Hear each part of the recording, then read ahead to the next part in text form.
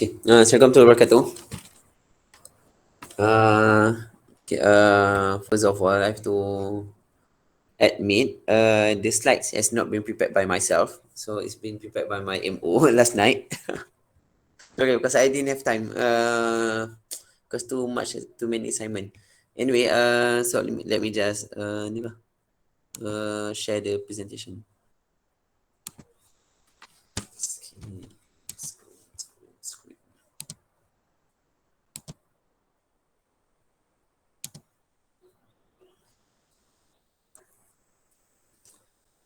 Okay, let's see.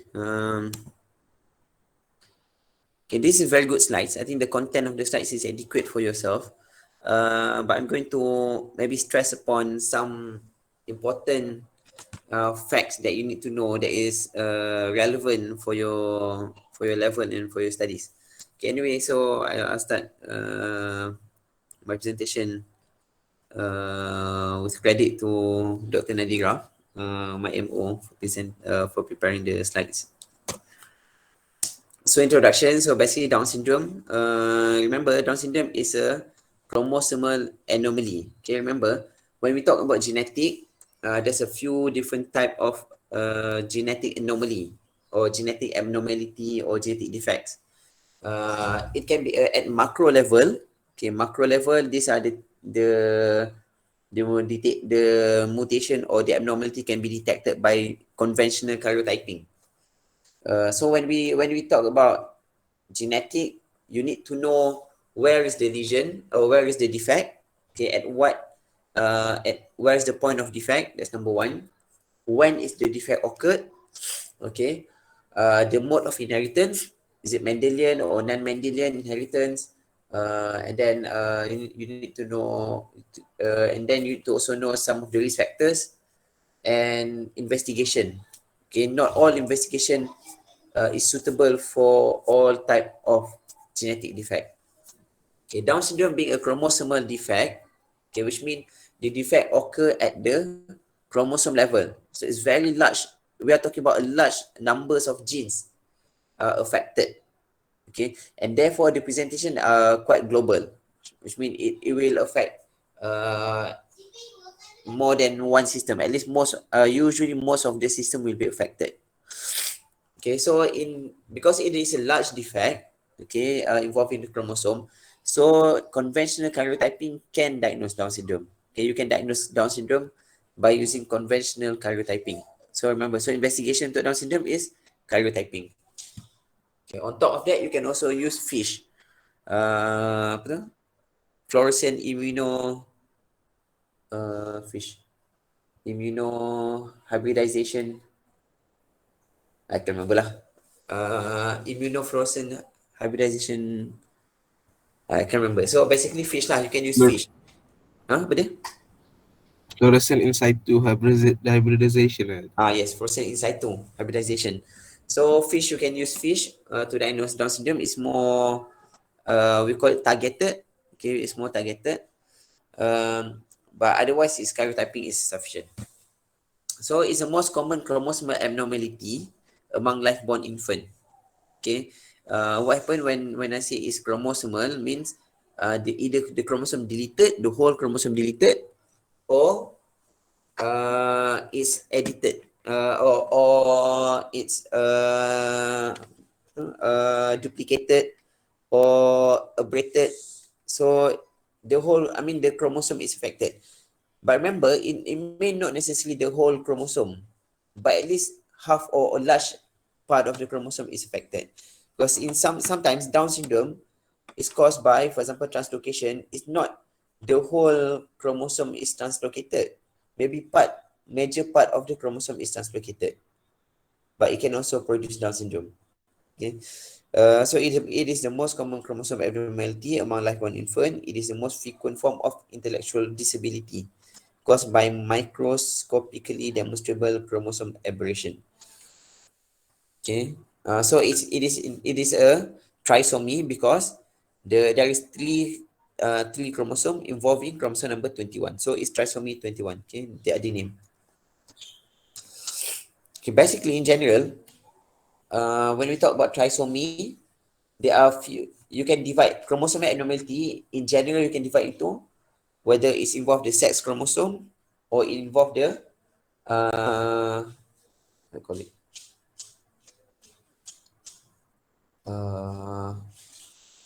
Saya boleh lupa semua benda ni.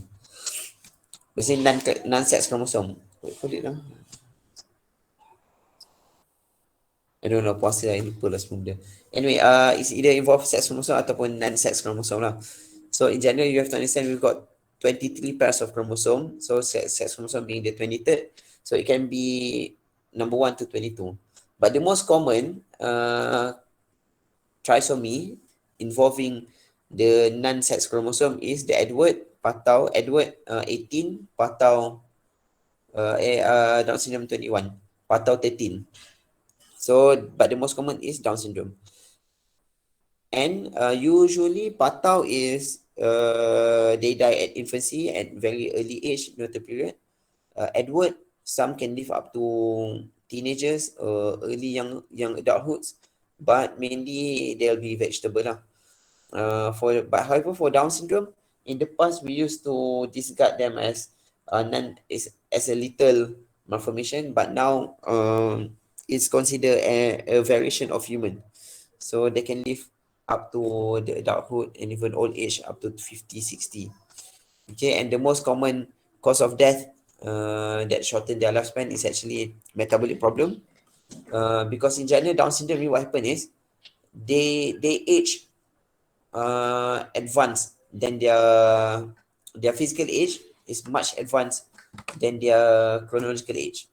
So we would say people with at the age of 10, Down syndrome people is their physical is equal to age of 20 of normal people. So the organ are aging much earlier. Okay. One of the most important risk factors for development of Down syndrome is maternal age. So some of these numbers maybe you need to remember a bit, okay, because it can be asked in your exam. For example, kan, by the age of 35, okay.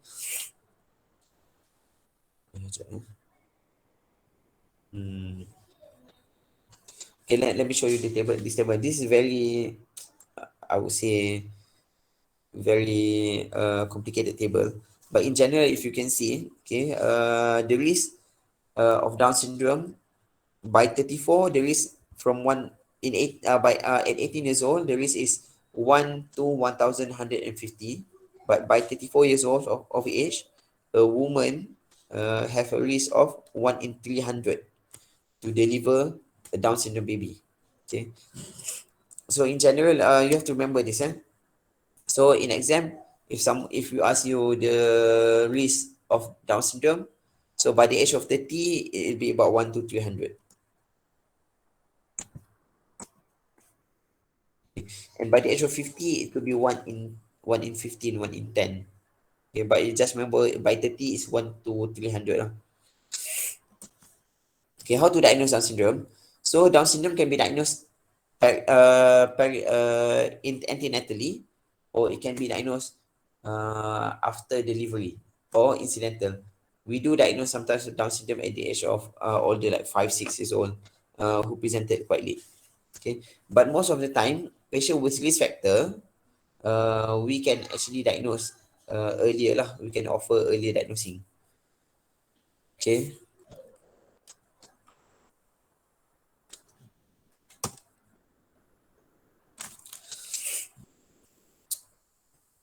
Okay, this is a bit complicated.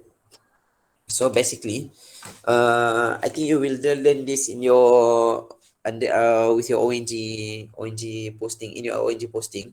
So there are markers that can suggest presence of Down syndrome in the fetal.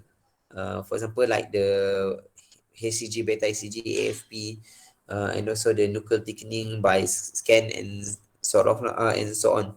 And the diagnosis can be done by CVS, for example, or amniocentesis. It depends on the age of the conception of the pregnancy. So itu you boleh tanya ONG lah. Okay. Okay. Okay. Okay. This is a bit. too complicated. Okay, dysmorphic features. This has to be remembered. When you see a Down syndrome, when you've got a Down syndrome cases, you have to imagine the Down syndrome from top to bottom. Okay, when you approach like physical findings or dysmorphic features, you have to be listed down from top to bottom so that you won't miss. Okay, from the top, okay, from the top we've got the head kan, the head. So they've got flat occiput, for example, they've got flat occiput, and then they've got microcephaly. Usually they've got quite microcephaly lah, but it's not something that is universal. But they can get microcephaly, flat occiput, and then intellectual disability is something that is global lah in Down syndrome. Even the mosaic Down syndrome, usually the intellectual is also slightly affected, can be affected. They rarely have normal intellectual. I forgot to tell you about the type of Down syndrome. Okay, Down syndrome can be obtained or can be the defect in Down syndrome, the trisomy 21. Okay, can rise from three different incidents that occur during pre-pregnancy or during the conception, or actually during the development of the gametes. Okay, so there's three type. You can the defect can be either mosaicism. Okay, you can have a mosaic Down syndrome that resulted from the defect occur quite late after the conception. Okay, if the genetic defect occur after conception during the mitosis, during the cell division, during the embryological development, then it can give rise to Down syndrome baby with disproportionate number of cells with Down syndrome. Understand kan? That's mosaicism. So remember, so in mosaicism, the degree of severity depends on the proportion of cell with trisomies 21. Okay, for example, if you've got like 50-50, which is 50% of the cell are trisomies, another 50% are normal, then you may get like half of the severity. But if you've got I've got patients with like 20%, 30% of trisomies, which are quite well. They've got some features. Usually, the physical features are there, but the internal organ are usually spared from Down syndrome. And then they may have a better intellectuality and so on. That's number one. But the most common is the non-disjunction. Okay, non-disjunction occur during the meiosis. Okay, during the development of gamete, the production of gamete.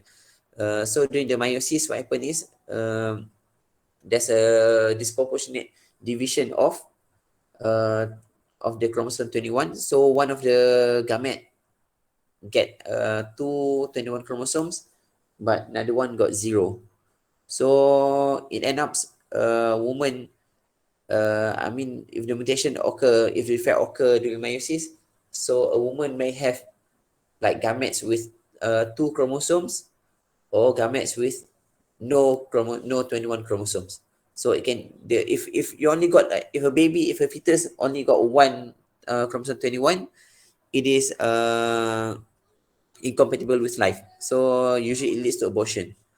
But if the gamete receive two chromosome 21, and later on during conception, a sperm with a normal one chromosome 21,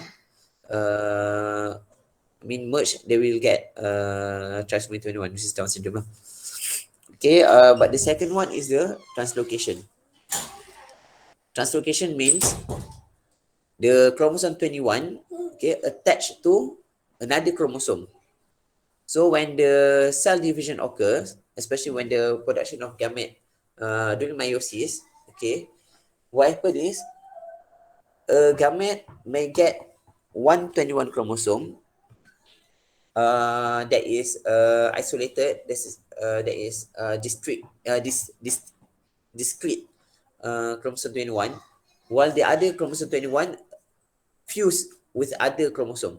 Okay, this is what we call translocation. So it can be a Robertsonian, or it can be just non-Robertsonian translocation, which means maybe it can be 21 to 21, means the two 21 attached together. Okay, that is also called translocation.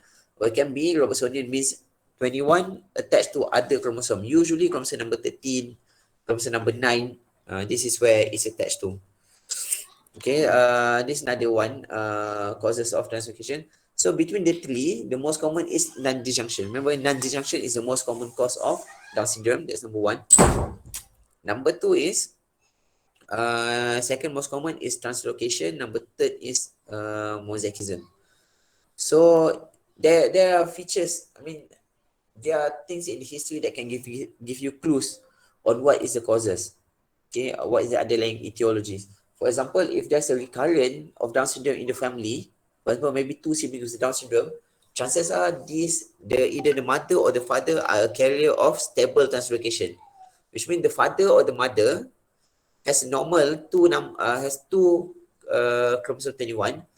However, one of the chromosome is attached to another chromosome, so leading to the production of gamete that is unequal number of chromosome 21.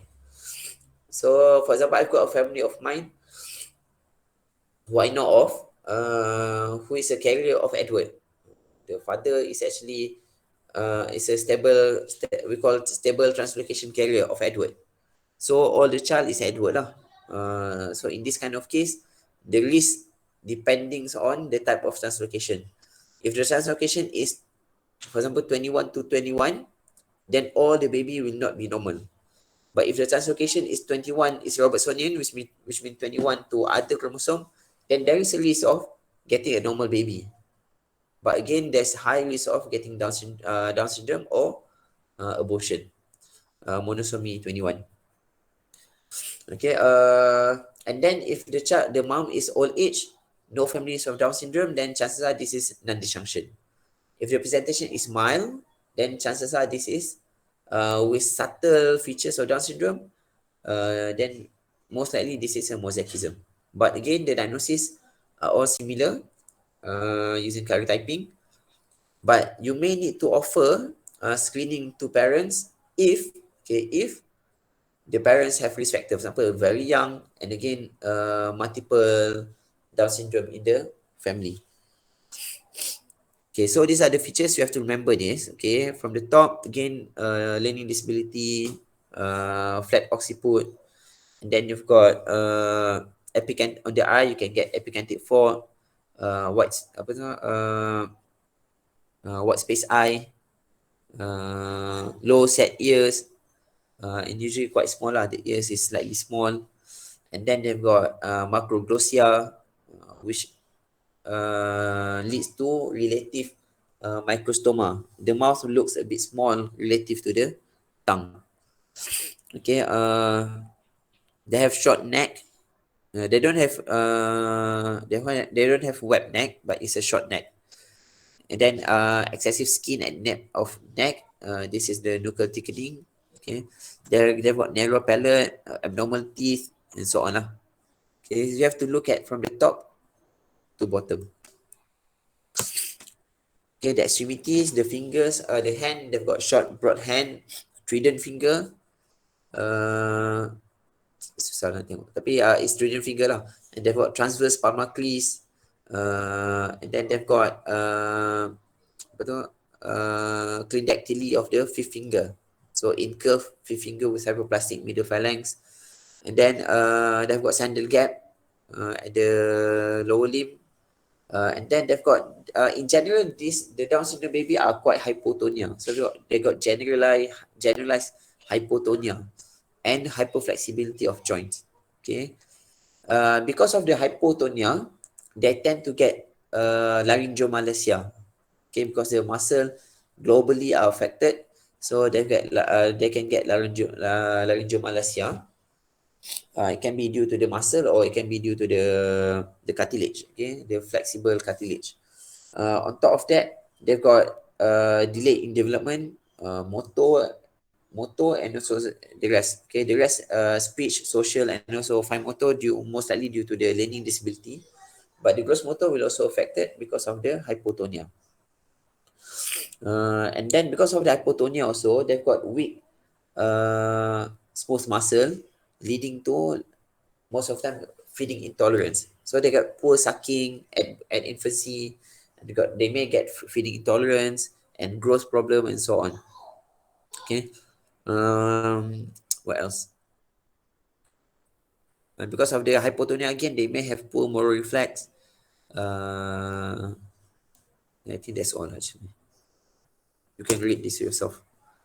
Okay, other medical problems that is very important for you to know and that you need to screen is number one is the cardiac defect. Okay, cardiac defect, this is number one morbidity and mortality, causes for mortality in neonates. Being about 30% at least of Down syndrome will have some kind of cardiac problem. The most common is complete VSD, VSD, ASD. It can be anything. It can be anything. But usually they will have one or two. Okay. Sometimes they may be born with complex congenital heart disease as well. Okay. On top of that, they can also have hypothyroidism. Okay. Intellectual disability. Sometimes they can have behavior or psychiatric disorder, like autism. But it's not that common actually. And then they've got dementia very young age.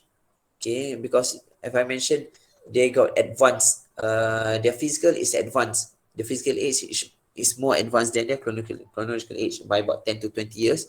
So by the time they 50, they may already be like, the brain may already be like 70 or 80, and it accelerated exponentially. So they get dementia very early now.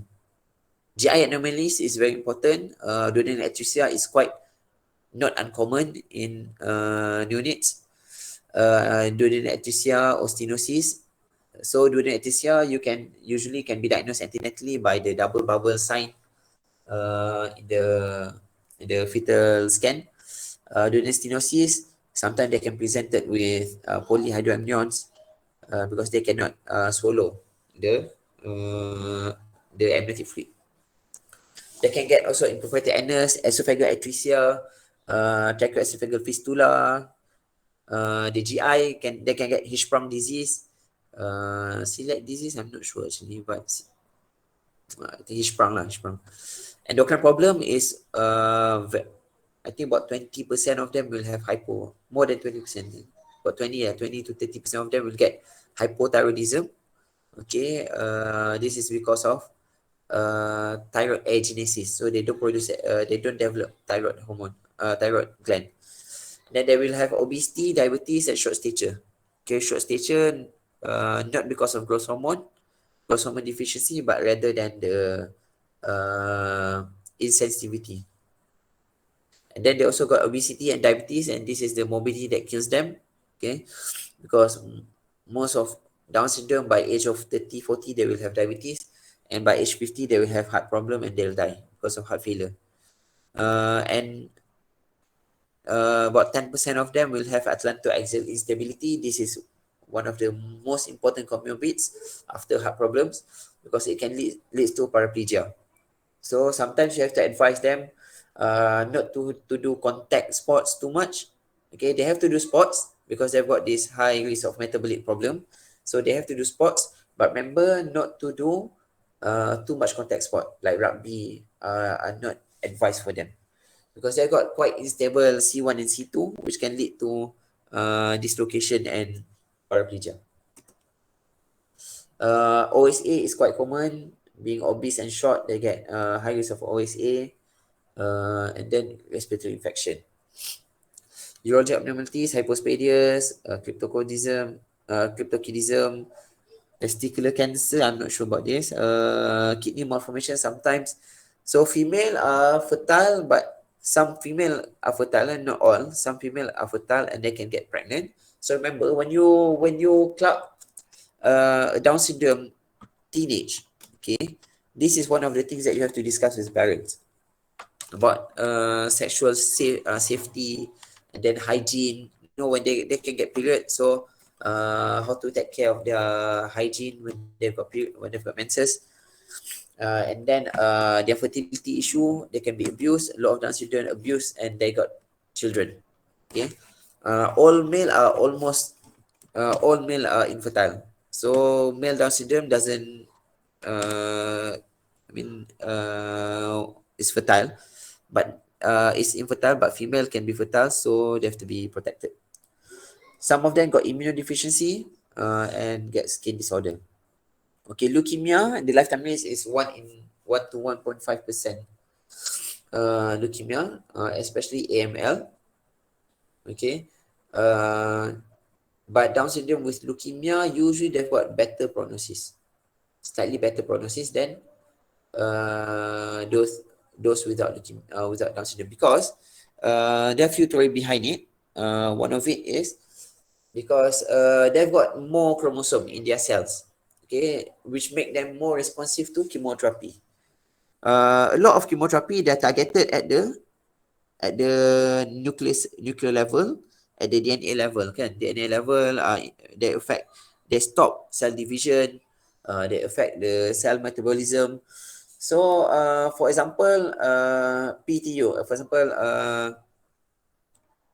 prophytiouracil, itu PTU kan, thiouracil lah, for example thiouracil, or uh, what you call it, contoh asparaginase, apa tu, methotrexate, what else, all this alkylating agent, okay, folic acid inhibitor kan, macam methotrexate, they works during the cell division, so they work at the chromosome. So when the cell has more chromosome, so they require more fuel, like more fuel, like more, they need cytarabine versus cytarabine. So they need more uracil, they need more cytarabine, they need more, all this nucleic acid for their cell division. So when we give chemotherapy, which most of the time inhibit the metabolism or prevent the consumption or absorption of these metabolites for cell division. So the cell with more than euploidy, which is the polyploidy, that has more than 23 pairs of chromosome, will be affected the most. Okay, that's why they usually very responding to chemotherapy. However, being immunodeficient and being a lot of them have a lot of comorbids, they most sometimes they succumb not to the cancer, but they succumb to the treatment. And then visual impairment also very common, like squint, cataract, nystagmus, glaucoma, refractive errors is almost global. Most children with Down syndrome will definitely need glasses. And then hearing loss is very common, and this actually worsen the speech delay, because they inevitably they will have speech delay because of their learning inadequacy or learning disability.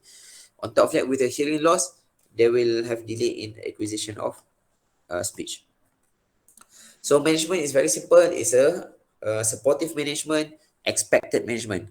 Okay, when we talk about expected management, means we screen for possible comorbids or complication. So babies with Down syndrome have to undergo echocardiogram to screen for any presence of cardiac anomaly. We also have to screen for the thyroid function test at birth, and at least at day 72 hours of life onwards, after day 3 or day 5. And also then yearly screening for leukemia, and also for hypothyroidism, because hypothyroidism can develop later at life. Okay.